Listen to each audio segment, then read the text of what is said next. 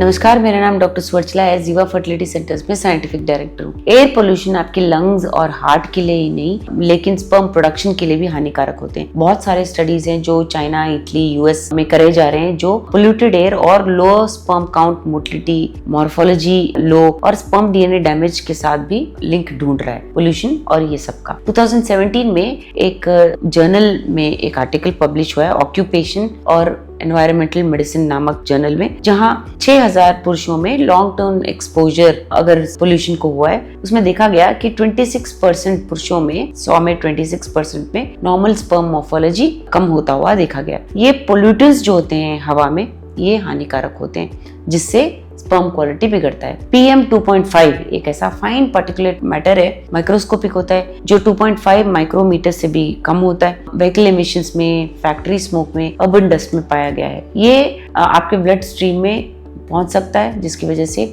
Oxidative stress और testicular environment को damage होना देखा गया है और स्पर्म प्रोडक्शन भी कम होता हुआ देखा गया। नाइट्रोजन डाइऑक्साइड NO2 ये यूजुअली कार एग्जॉस्ट से, इंडस्ट्रियल एमिशन से निकलता है। NO2 स्पर्म कॉन्सेंट्रेशन को और मोटिलिटी को बिगाड़ता है। 2020 में एक स्टडी किया गया, एनवायरमेंटल रिसर्च नामक जर्नल में पब्लिश हुआ ये स्टडी, जहाँ देखा गया कि पुरुषों में जो NO2 लेवल्स को एक्सपोज होते हैं उनमें लो स्पर्म काउंट्स पाए जाते हैं। पॉलीसाइक्लिक एरोमेटिक हाइड्रोकार्बन्स जो PAH के नाम से भी जाने जाते हैं, टॉक्सिक कंपाउंड्स हैं जो बर्निंग फ्यूल से, टोबैको से, स्मोक से, ग्रिल्ड मीट से भी आने की आशंका ज्यादा होती है। PAH में जो प्रॉब्लम है वो स्पर्म के DNA से बाइंड हो सकता है जिसकी वजह से स्पर्म DNA फ्रैगमेंट हो सकता है, टूट जाना, म्यूटेशंस हो सकते हैं, फर्टिलिटी कम होना जिसकी वजह से ये सब प्रॉब्लम्स की वजह से मिसकैरेज होना भी देखा गया है। ओजोन O3 और सल्फर डाइऑक्साइड के बारे में भी बात करते हैं। ये रिएक्टिव गैसेस हैं जिसकी वजह से इन्फ्लेमेटरी रेस्पॉन्सेस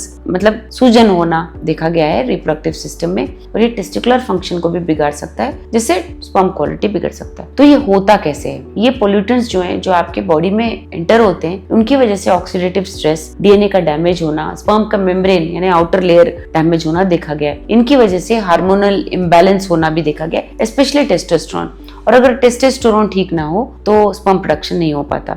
सर्टोली सेल्स और लेडिक सेल्स जो टेस्टिस में होते हैं बहुत जरूरी होते हैं स्पर्म प्रोडक्शन के लिए, वो भी बिगड़ जाते हैं। तो अगर संक्षिप्त में देखा जाए तो एक ऐसा वातावरण हो जाता है आपके बॉडी में जिसकी वजह से हेल्थी नहीं स्पर्म प्रोडक्शन भी मार खाता है। तो आप क्या कर सकते हो इसके बारे में? आप एयर पोल्यूशन तो रोक नहीं सकते ओवरनाइट, बट ऑफ कोर्स इसके लिए आप आगे कदम तो उठा सकते हो। एयर प्यूरिफायर यूज कीजिए, स्पेशली घर के अंदर अगर आप अर्बन एरियाज में हो। आउटडोर एक्सरसाइज थोड़ा अवॉइड कीजिए, स्पेशली ज्यादा पोल्यूशन वाले दिन। एंटीऑक्सीडेंट रिच फूड्स खाइए जैसे कि फ्रूट्स, वेजिटेबल्स, नट्स हो गए, ग्रीन लीफी वेजिटेबल्स हो गए।